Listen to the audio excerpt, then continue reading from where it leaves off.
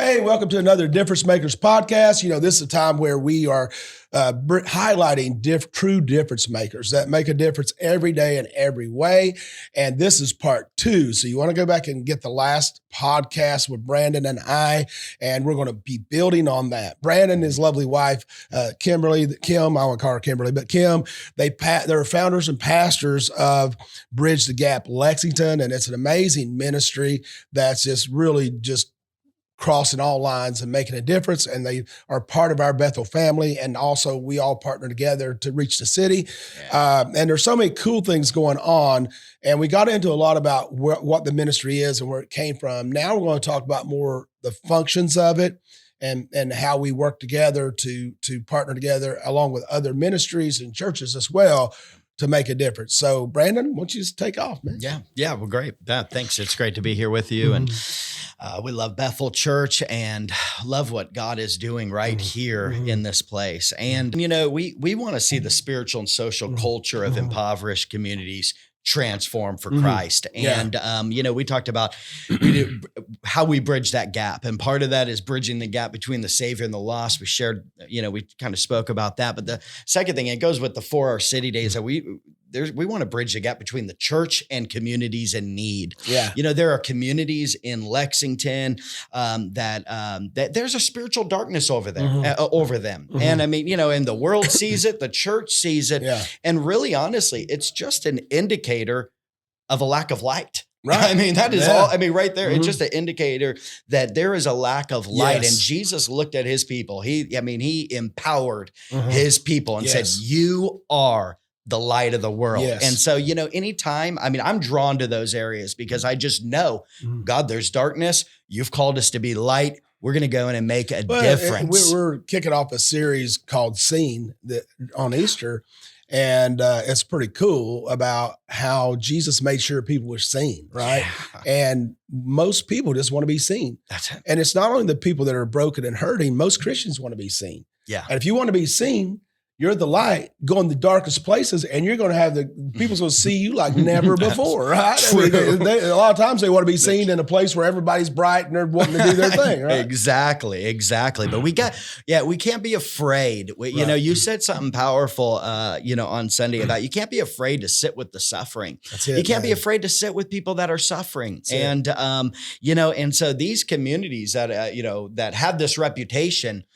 For me, it's just, I heard Bill Wilson from Metro Ministries in New York has the largest sidewalk Sunday school. Couple different events with him, man. He's amazing. Yeah, he said the need is the call. The need is the call. So if we see these areas and these communities that are bound in darkness, people being sold, sex trafficking happening right here in our backyard. In our cities, in our neighborhoods, in our community, even in small communities. Kentucky is ranked 9th in the nation. Wow. For sex trafficking. And so these areas that this is permitted to happen in these communities. And I'll tell you what, it is key. The church's presence is key to the transformation. Yeah, it won't happen. We can't have impact without contact. If we don't go, so good. It's only going to get worse. And if we do go, we can see God transform communities in a powerful way. And, we kind of spoke about this a little bit last podcast too, but the whole representing who the Father is, so who God is. And, you just mentioned people wanting to be seen. And you know what? We're the body of Christ. We are the representation of God on the earth. And if we want people to understand that God sees them, loves them, and values them, then guess what? We've got to do it. If we don't do it, then how are they going to get, the Spirit of God could bring revelation, but God's method was go and show. Well, that's like Sunday, the message you're referring to was entitled More and More Redemption. And it's out of a scripture from Paul in Corinthians about more and more, right? More and more being redeemed. And when we realize that we are the carriers of that, more and more, we are redeemed, right? Yes. So we're redeemed. If you're born again, blood bought, you're redeemed. Yeah. It's done. So now the way more redemption happens is when we do what Christ did, and that not just spread the gospel, but bring transformation. Yeah. And that starts with relationship. It starts with stepping out. Yeah. And the cool thing about it is Jesus said, you're my hands, you're my feet. I can't give anyone a drink of water without you, right? I can't take care of the orphans and the widows without you. Yeah. And we forget we are redemptive carriers. We carry redemption. Yeah. And redemption is not going to get out in the world unless those who are redeemed share it and give more and more redemption to others. That's it. I mean, that is it. And that's what we start off with. What are we going to do? How are we going to do this? We start off with, we're going to go to our friends in need. Yeah. We've got to go. Mm-hmm. I mean, without that, for them to hear and for them to, more importantly, see. Yes. It's good. You know what I'm saying? Mm-hmm. The apostle said, we are witnesses of what we have seen and heard. And I'm telling you what, to go out, we've got to start with going, but we go into these communities and we want to show out. Yeah. Who is the Father? What is his heart? What is his will? What is his purpose? And God will position, someone said, if you go and you look for someone to help, you'll find them every time. Exactly. You know what I'm saying? It's like every time. And so when we go out in faith going, God, you've set up divine appointments. You've set up meetings with people that you want to bring revelation, understanding, and release them from the bondage they found themselves in. You shared, in the last podcast, the first podcast was so good about establishing friendships, because when you go out and here in a minute, you can just kind of get into what an event looks like when you go out, all the collaboration stuff. And I've been on them. It's amazing what they do, but I love the language, because language is culture and it's power. And so many people doing outreach, or I don't even really like the outreach word that much, right? Yeah. It's just kind of like something everybody understands, right? But, as you go out to touch people and to make a difference, it's important. They're not just a client, or they're not a target or a mission. They're not a mission. No. They're a person. Yeah. And those people most times are friendless, because they're in or just came out of sex trafficking. Yeah. They're in addiction or just coming out of addiction, and everybody they know is addicted. Mm-hmm. They can't even go home if they want to stay clean. Yeah. So it's important that they establish, like you were saying, representing the Father. Most of them never had a positive male role figure in their life. Yeah. And so you're doing a lot of beautiful things with the ministry, and maybe you can get into some of that, how you all build friendships, because it's about relationships. Not with just people helping you, but with those you're serving. Yeah. And and I've been a part of outreach ministries and seen, where they make it a project. It's a project. That person's a project. And if they don't respond or do what I want them to do in a certain amount of time, then we're backing away. And the Lord's put on my heart a few years ago that love suffers long, and that just kept suffers long and is kind, and learning to sit with people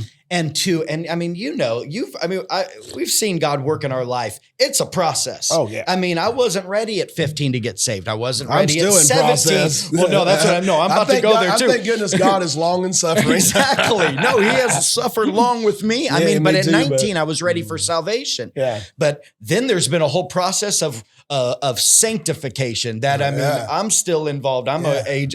There's redemptive work happening inside me that if there's not, we're dead. Exactly. And yet we step into these situations and we want, quick fix. We want to see somebody respond in the moment that we want. But when you go into it with the right heart and do it for the right reason, it's not about a number or anything like that. It's about a person. Yeah. And then what happens, what most people don't understand, they pray, I want to be more anointed. I want to serve God at a higher level. That all starts by serving someone. Yeah. Because when you help someone, it can be not even saying a word, just being there and sitting with them. Come on. You don't have to be preaching or anything, just being there for them. Man, that fills my tank more than anything. Oh, yeah. When I'm helping someone else, man, Steph and I will be on vacation. We always have those people somehow. They can be up and outs or down. It doesn't matter. Yeah. You're sitting in a pool or you're all of a sudden some relationship starts and people are just pouring their heart out, and then we'll spend hours with them. Yeah. And then when we go to the room, we're like, hey, we didn't really get to enjoy it at dinner, but man, we're jacked because that fills our tank. It does. More than a lot of things does. It does, no doubt. No, there is. There is an energizing that happens when you serve others and when you bring a revelation of the gospel and who the Father is. And I tell you what, it's transformed my understanding of who God is and how he's worked in my life through just doing the work. Because then you get a revelation like, what I'm doing for this person is what God has consistently done for me. Showed up right at the right time, spoke the word I needed, encouraged my spirit. good, I mean, just all of those things. And so, so it is. Wording is really important in that we're stepping in without our motivation. The motive of our heart is the work that God did in our own lives. Yeah, come on, man. His enduring, your redemption. You're just sharing love. what God's done in you to others. Oh my gosh, yeah. And his love. And we believe that he knows how to work in the human heart, and he knows how to bring someone to himself, and he knows how to bring freedom and deliverance. He just needs into his the life. laborers are few, the harvest is plenteous. And, it gets back to the number 1A and 1B commandment, right? Yes. Love the Lord thy God with all your heart, soul, and mind, and not or if, but and love your neighbor as yourself. And that's where a lot of Christians are so focused one way. Yeah. I want to be good. I don't want to mess up. I want to serve you. I want to do all this for you, God. But that you can't do that unless you're doing this. That's what the cross is. It's reaching to God and to others. That's right? it. I mean, that's it. I mean, for what 1 John, he said, no one has seen God at any time. True statement. But, which means what I'm about to say negates the last year. Yeah, he said, but if we love one another, his love is perfected in us. And what is that? You get a deeper understanding of the love of God when you're reaching out, when you're loving. I mean, the two things, when I was sitting across from women that are, trapped in sex trafficking, heroin, fentanyl addiction. I mean, living in an abandoned building down to nothing. And when I look and when I'm looking at them, I see two things. I see myself. Because I see myself, because you know what? I grew up in a suburb of Atlanta. We had money. So we knew how to mask a lot of stuff. Yeah. We could mask it. We could make it look pretty. Yeah. But you know what? Underneath, it was broken. It was ugly. Yeah. It was dark. It was sick. And that's right where I am. I'm right. It's really, for me, a picture of what my spirit looks like, what my life looks like apart from God. But then the second thing I see is, oh, wow, you guys showed up right when I needed, and we're sitting there. We're just serving. We're just loving. We're caring. We're speaking hope. We're revealing value, and we're doing all these things. And I'm sitting there going, man, God, this is the way you operate in my life. So good. You show up when I need. You speak hope. You bring others in my life to enrich and reveal my value and who I am and what you've done. And I mean, it is. It brings revelation that you can't just get, because God didn't set it up for us just to get it this way. It's both. It's through serving and through a relationship. We talked in the beginning of this podcast about some of how people can connect with you to serve, right? Why don't you just go through just kind of like what a day is like when you go out to serve the community? Okay. Yeah. I'll kind of share, some invisible things of how it kind of works. But like I said, we're going to our friends in need. The first thing that we want to do is we want to create a safe place. And, you really, honestly, you do that by walking in the authority of Christ. So good. I mean, you know what I'm saying? People stay away from those areas because they're afraid. I mean, and that's the thing. And here's the deal. What we're doing is we're coming into these people, coming into their lives and saying, things can change, but you're going to have to do something real courageous. So it's a bigger risk for them than us.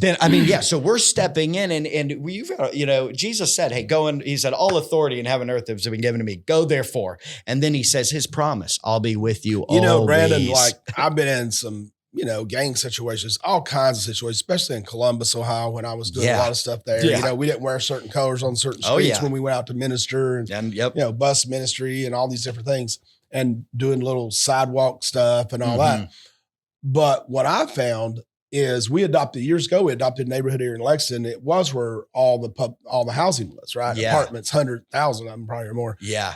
And we actually ended up buying a building down there, but we'd been doing a lot of ministry there at church. Yeah. And it's actually 3rd Street area at the time. Yeah. And I remember one day, one of the realtors said, let's look for a building. I want to buy a building. The church wants to buy a building down here. So he was waiting in a building to show me a building. So I get out, Steph and I, and we're just kind of walking up the sidewalk, and this beautiful African-American couple stops. They're middle-aged. Pastor Dalton. I'm like, hey, what's up? What are you doing? I said, what do you mean, what am I doing? No, Steph wasn't with me. That's what I was like, what are you doing? You're by yourself. I said, yeah, man, that's fine. I said, we're going in here. I'm going in here to look at this building. We're trying to find a building to buy. wait just a minute. We're pulling over. We're walking. We don't want you out here walking the street by yourself. I'm like, man, it's like 2:00 in the day. We don't care. You're not walking the street. In other words, it ended up being that neighborhood. We got it such a ministry there that it really changed. They ended up moving to daggone apartments. So it's like, well, sell our building. There's just not much to do down here. Yeah. But what was so cool about that, what I found, even in large events we'd have, if trouble started, those you're ministering to will protect you. Yes. Man, they'll fight. They would not let nobody, man. I tell you, I could walk down that street and nobody mess with me. No way. That's Pastor Dalton. You don't mess with him because you're helping feed families. You're giving Christmas gifts. You're loving people. You're bringing people out of addiction. You're any way you can serve them. Man. Oh man. Yeah, no doubt. No, there is. Yeah, no doubt. I have the same thing up in Price Hill, up in Cincinnati, where there are people in the community. I mean, they had my back. I mean, they were going to allow anything, anything happen. And it's walking in that authority of one that Christ has called us to go to darkness. I'm not going to be scared of you take one step, Christ takes three. Exactly. Man. He said, but I mean, we want the safe route. Yeah. You know what I'm saying? But yet Jesus said, I'm sending you out as sheep amongst wolves. Yeah. Now, like for me, I'd rather him say, I'm sending you out as a lion. You know what I'm saying? Thank you. Okay. No, but I'm sending you as sheep amongst wolves. But in our weakness, we're strong. And that's it. Why? Because the good shepherd's with us. That's right. Because he said, you know what? And lo, I'm with you wherever you go. He promises his presence. So when we show up without being afraid, it creates this safe place. And then when you're walking that authority, I'm sorry, he is the highest spirit. Any other spirit is subject to him. That's right, man. And I'm telling you what, I mean, the level of honor and respect that we get from people on the street, and I'm talking about people that are dope dealing, pimping, and other things. I mean, the amount of honor and respect because we're walking in authority, and what we're really doing is being an example to the people that, you know what, you're subject to this, but you don't have to be. Well, and so much of it is built on trust, right? Yeah. We go in, and when we take that step of faith, because trust is not given, it's earned. Yeah, true. And you're automatically getting credibility and earning it. When you come out of your comfortable life and go into that, they're starting to look at you different. They might trust you yet, but they're going, they don't have to be here. They're here. Well, they might watch you 5 events before they really even start. But buddy, that's the opportunity to gain trust. Yeah, it is. And that's when transformation can take place. Amen. Yeah, exactly. Because you guys go in with the whole deal, food, clothing, ministry, love. I mean, it's. Oh yeah. So, I mean, yeah. And I mean, just like, and I mean, this creating that safe place, it's what other people are seeing. We had a woman who was staying at a hotel for a few months. We built a good strong relationship. They're really like motels, aren't they? The ones that the motel. Yeah, motel. Did I say hotel? No. This ain't a hotel. It's a motel. And they're taking food back because there's so many. Maybe they're pimp, but other people are in the room and they're feeding everybody. We're like, take all the food you want, honey. We're definitely generous. But she hadn't been there in a few months, and then she showed up last night. We were there, and she comes up and smiles and a big hug and introduces us to a friend who. This woman just got out of prison last night. She just got out of prison and, she's right in this place. And I'm thinking, you know what? Thank God. We see this a lot. First day out of prison, you know what I mean? And who you're going to meet. And we had a chance. But I thought, wow, here she knows the lifestyles this Simone is living. She knows the situation where these are, church people or whatever. Right. And the level of like, oh my God, where have you been? And the hugs and all that. It's creating this place where it's like, oh, they know stuff's going on here. Yeah. And they're not like that. They're not judging. But my God, they love and they care. Yeah. And I mean, the level of openness. And so, but then we demonstrate the love of God in practical ways. Yes. And that's where, like you said, we bring a hot meal, we bring snack bags, we bring hygiene, we have clothing. And, Jesus said in Matthew 25, he's talking about the sheep and the goat. I was hungry, you gave me something to eat. I was thirsty, you gave me something to drink. I was naked and you clothed me. And so that's part of that whole demonstrating the love of God in practical needs, meeting felt needs. But it doesn't end there. Jesus said, I was sick and you came to me. He said, I was in prison and you visited me. I was a stranger and you welcomed me. And the powerful thing is that demonstrating the love of God, it's part of the food and the clothing and the things. The other component is this social need. Far as like, he didn't say, hey, I was sick and you came and healed me. Now we believe in healing. Present. We believe in healing and we believe that God's going to take people out of the prison, all those things. But it's will you will you sit with me in pain? Will you be a friend? Will You know, will you be with me in my suffering? You know, I've been through things in life that no one could say or do anything to change it, right? There was no changing what was going on in my life. And it was, I mean, causing great turmoil.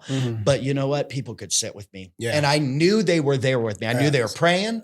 And, you know, they could say some things, but they knew their words didn't mean much. But you know what? We can't be afraid to step in and go, well, we can't solve all your problems. So that's what we do. We can't solve it. So we're going to stay away. You're not a fixer. God didn't call you to be a fixer, man. Come on. He said, go. Be a he friend. Just said, hey, I was there. Go be a friend. And you came to me.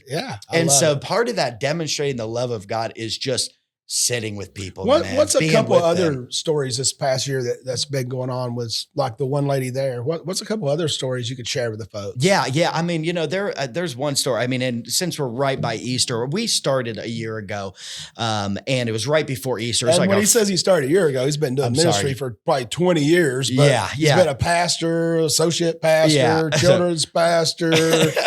You know, we've done a lot of things. This is a new ministry that they're crushing. Exactly. When we launched Bridge a Gap, it was a year ago, and we went one of our first outreaches. We go to this low income apartment complex. I mean, it is like a room, and they are cement walls. It almost it's almost like a prison. Really, I mean, it felt like a jail cell. But we're knocking on doors, and man, we knock on this door. Hey, we're from Bridge a Gap. Hey, we've got some food and clothing. We're just here if you need prayer or anything.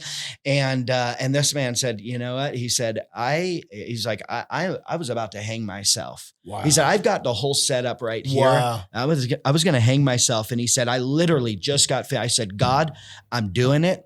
There's no reason to live. I'm done with life. And you know what? If you're going to have to intervene, or this is my last day on earth. Yeah. Wow. And he said, and then you guys knocked on the door. Wow. Come on. And man. It's like, and got saved right there. Come on, man. Plugged into a church. I mean, man. I mean, it's just, that's what it's all about. What if we didn't, I mean, that's the thing.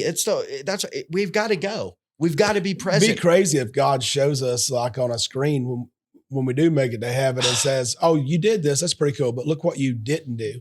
Wow, that you missed. I had lined up for you to do. Look at this. I mean, no. And that's what happened. We've been targeted. God really just put Cardinal Valley on our heart to target. And it's a community that struggles with, I mean, it's got a lot of addiction, got racial tension there. It's got poverty. It's got drug addiction. That's where we started our church. Bethel started on Alexandria Drive, there by, a court, I mean, it's right down the street 3 blocks from Cardinal Hill. Yeah. Now that is Cardinal Hill. It's all kind of came that way. It has, basically. Yeah. And you got sex trafficking. You got all of it right there. And so we started just saying, hey, we're going to drive through and we're going to see.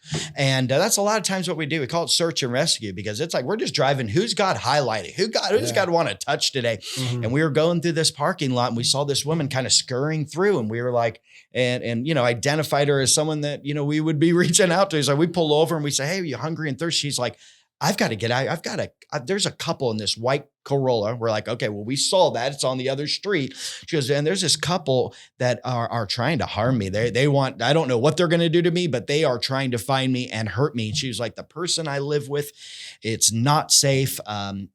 She goes, I was a nurse 3 years ago and I got trapped into the pill thing. And then next thing I know, I'm on heroin. I'm living on the streets and I'm doing what I'm doing. And we're like, man, well, first we were like, if you want to get out, we'll get you out now. And I mean, sometimes people go, man, why wouldn't they do it? Well, they're trapped. But we gave her our card. We gave her a few supplies and she took off.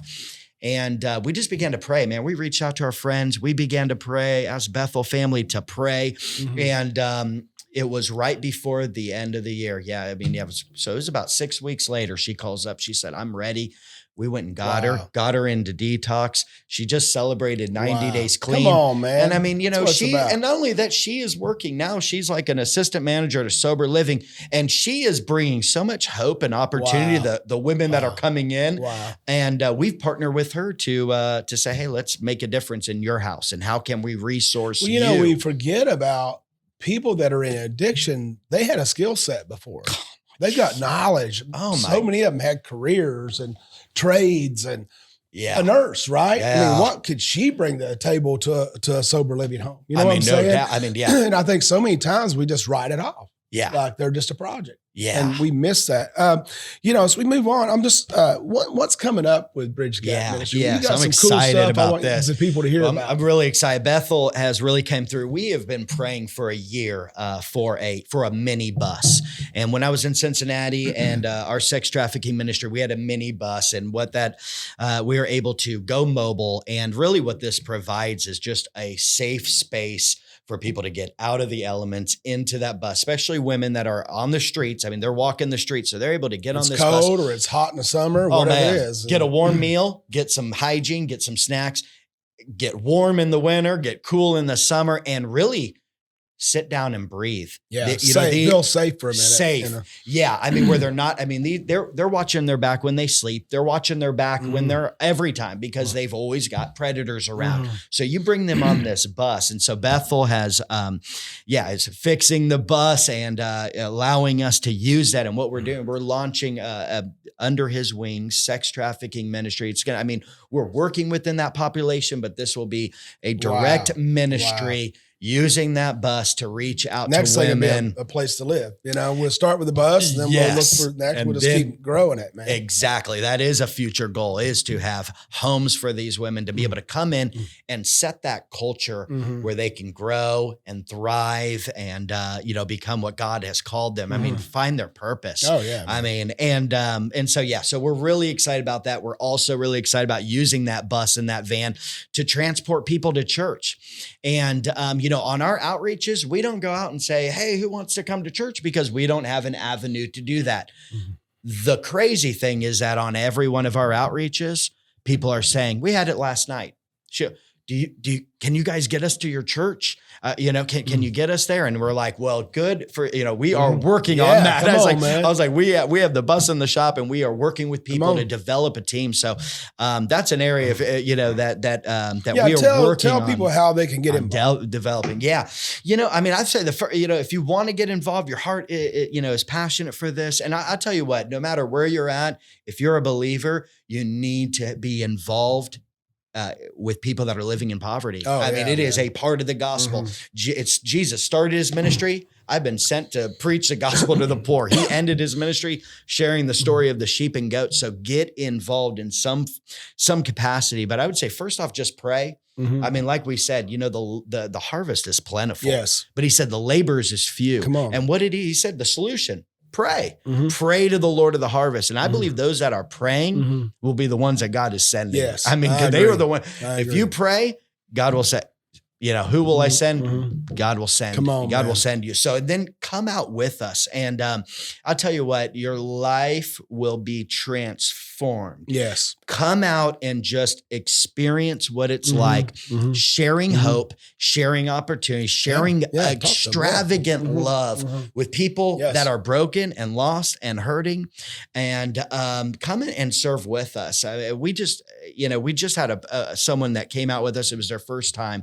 And, we were kind of sharing about what we're doing, where we're going, the areas and the neighborhoods. And she was just honest. She's from Bethel. And she said, man, I'm just being honest. I'm really uncomfortable, which I'm like, great. We need to put ourselves in uncomfortable situations. It's the only way you're going to grow is to get yourself into uncomfortable. I wasn't comfortable with this either before. And God continues to put me in places where I'm not comfortable. And so, but she said, man, I'm uncomfortable and all this stuff. And we shared, and we had a woman who was on the team who used to be in that lifestyle. And she sat there, encouraged her and said, well, I'm letting you know that's who I used to be. Wow. And you're standing in this circle with someone that used to be there. And I'm letting you know God's going to work through you today. So we leave, we go, we start ministering. Well, we got time in the van as we go, and we're headed to the next location. And the woman that said she was uncomfortable shared a very personal story about things that she grew up with and what she had to deal with. And with a family member, and how God had really just intervened like 5 years before, 5 years before. So she had, 45 years of this thing that she's had to deal with, and God has really intervened. And we get to that next stop, and we put them serving food, and people are coming up, and this woman comes up to her and asks the very thing Isn't that She it? said, she goes, I'm struggling with a family member that's dealing with this, this, and this, and I don't know how to deal with it. Wow. And it's exactly what on the van she was That's saying. your ministry. I mean, we know it. I mean, that's it, you want to know man. what your ministry is? It's whatever you've had to come through. Yeah. Or you've been dealing and because with. she That's didn't, because she didn't know anything about sex trafficking, because she didn't know anything really about addiction, she thought, I can't do anything here. And God just had this woman come up who wasn't struggling in any of those areas, but had a daughter who was struggling in areas that this woman had dealt with her mom and had to navigate.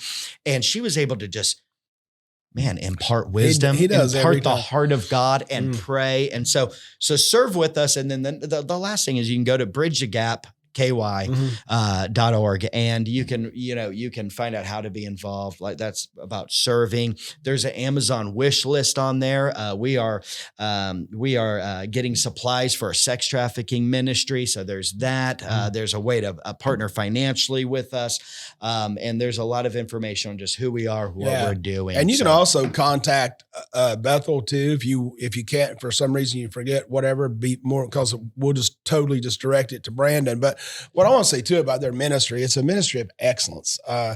I was so impressed as we've been doing for the city and stuff. I got to participate some and see, man, they have this little 30-minute or so training before they go out. And it's people that's experienced and inexperienced and gives the do's and the don'ts and how to be wise and how to operate. Here's what we do if this happens or that. Yeah. You just do a great job of making it a safe place. I mean, if you can't leave safe and have that mindset, it's not going to be a safe place, right? And they're great at that. And then they're very frugal. But when they put it on, man. I mean, you would be proud to know that you sowed into this. So maybe someone can't get out. Maybe they're a shut-in or they're elderly or whatever it might be, or they're working so many hours. Yeah. Man, partner financially. Hey, heck, if it's $25 a month, if it's $100 or $1,000 or $500, whatever. Yeah. But something, if you partner for something and it just, what if you partner and one young lady's brought out of sex trafficking? I mean, that's worth all the money you'd ever make in your lifetime. So I really encourage you to do that and also get involved with this ministry and make a difference because they train you. It'll be fun. It'll be comfortable. Yeah. We've got May 22nd, they're going to be doing a big one with us. Yeah. And then you're doing 1 or 2 a month. With this month we're doing 3. Next month we'll be doing 2, and then we have our summer calendar where we're launching our sex trafficking ministry. And that's something you can get in on the front end of. That's going to be awesome, man. Yeah, so and there will be training, and there'll be training from us. We'll be taking our group to be trained in Cincinnati as well. Yeah, and launching that and seeing lives transform. So, man, I just trust that this has blessed you, and it's blessed me, and I just love Pastor Brandon and Kim and what God's doing in their life. They got 6 kids, man. They're busy, but they're just doing the kingdom every day in every way, making a difference. And so please contact them. Give it one more time, the website. bridgethegapky.org. Yeah. And that'll be on the screen as well. And if you want to be a part of that, we'd love to have you. Until then, may God bless you. Make a difference every day in every way. See you soon.